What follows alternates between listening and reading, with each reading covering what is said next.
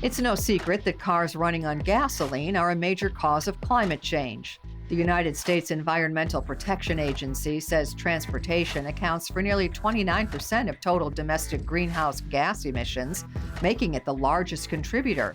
There's been a big push in recent years to switch vehicles over to electric, which has zero carbon dioxide emissions and lessens noise pollution. But there's an environmental and public health risk to electric cars that you may not know about: lithium mining. In order to get lithium, you need to literally destroy nature. I think people are not kind of aware what electric cars, I would say, produce, how it's all about, environment. And I'm for electric cars, but the lithium is the main part of the batteries for the electric cars. That's Marko Paunovic. He grew up in Serbia before moving to the U.S. at age 20 and still makes yearly visits to his family there. This year, Serbians have taken to the streets protesting a government contract with a global mining group that would allow the creation of a new lithium mine. The company had plans to become Europe's most productive lithium mine, which would have been great for the electric car market. However, the new mine posed a threat to the local vibrant community and environment. I think Belgrade, Serbia is one of the most beautiful places to live and kind of grow up because it does have everything. It's a big city, but it's also a small city that offers, I would say, everything for any family or kid to have everything that he or she wants. After 2 months of protests, Serbia's government revoked the mining company's license. Protesters had cited the effects of lithium mining in other places, such as Tibet, where a lithium mine leaked toxic chemicals into the river in 2009. Activists say the water was soon full of dead fish, as well as large cattle that drank from the river. In addition, land resources were affected for years after. Serbian protesters feared that with the opening of the new mine, the same would happen to their lands. In order to get lithium, you need to literally destroy nature. In this case, you need to create a mining, area where a lot of, digging and all of that is going to, and then in order to process, because it's a mine, in order to process that, you use the water from the surrounding rivers, and then you process by using chemicals, and then you need to dump that somewhere, right?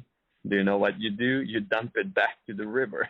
So it's a terrible process, and it is devastating and very sad that how areas look after those companies just pick up and leave because there's no interest, there's no lithium anymore. In the U.S., there's currently one lithium mine in operation. However, more are slated to open soon.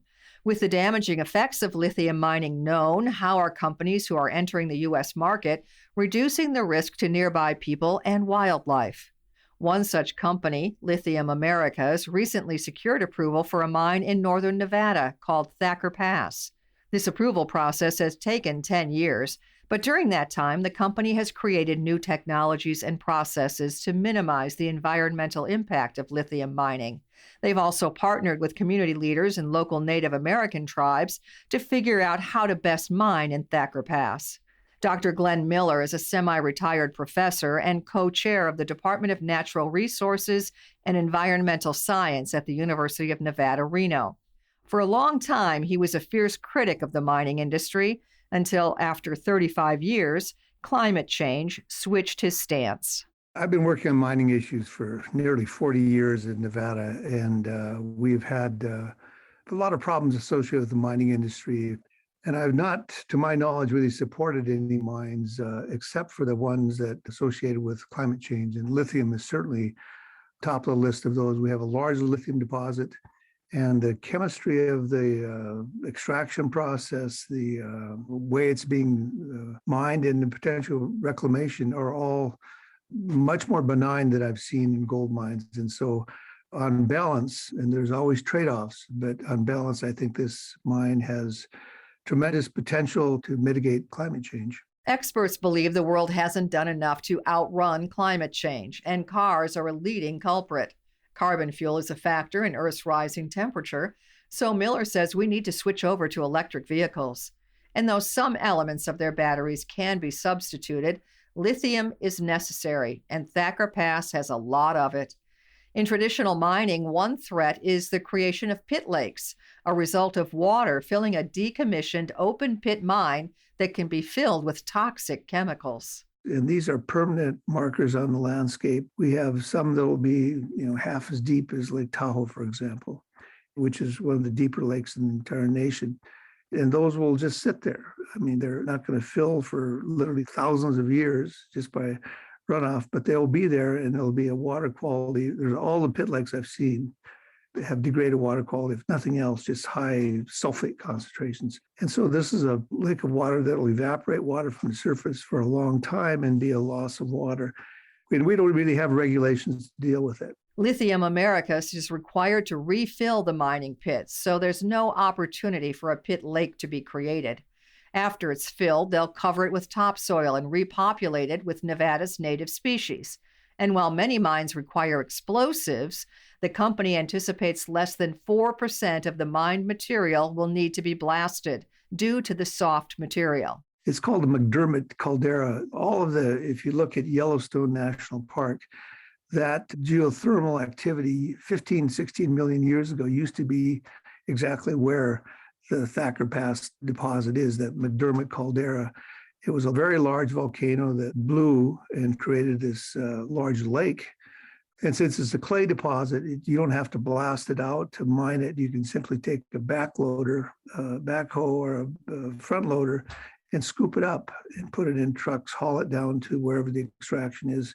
But basically, the lithium extraction, it requires sulfuric acid, and there will be a lot of sulfuric acid produced, but again, it'll be neutralized. And the material that goes into a long-term tailings facility is going to be neutral and potentially not really a source of contamination. There's no question there's impacts of any large mine, but these, in my opinion, are much less than what we see for some of the other mines that exist in Nevada. But there's still been pushback. Over the last 10 years, Nevada residents have protested and raised concerns about the mine. Miller says there's always a chance for something to go wrong. However, this is probably as benign of a mine as I've seen in 40 years of working on major mines in Nevada.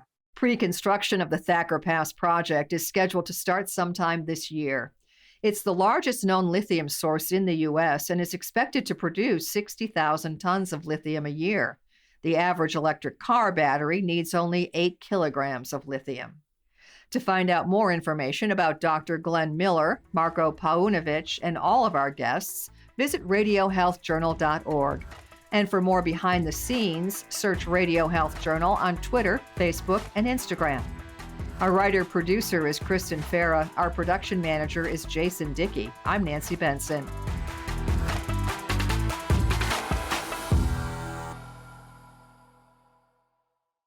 Coming up next week on Radio Health Journal. We're saying if you meet criteria for prolonged grief disorder, you are at risk for being suicidal. You are at risk for having high blood pressure. You are at risk for having a heart attack. The new controversial diagnosis recognized by the American Psychiatric Association. Then the brain disorder that's flown under the radar in football. The NFL has done, I think, a good job with concussion, right, and managing concussion protocols. But this isn't a disease about concussion. All that and more on Radio Health Journal.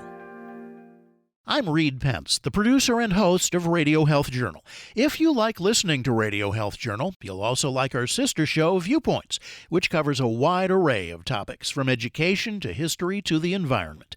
Here's a preview of what they're covering this week on Viewpoints. The coral animal itself actually has a translucent skeleton. Did you know that colorful underwater coral reefs are actually living animals? Then, it's a masterpiece of using building materials to create an artistic effect. It's safe to say there's nowhere in the world quite like the Big Apple. I'm Marty Peterson. And I'm Gary Price. These stories in depth on your public affairs magazine, Viewpoints.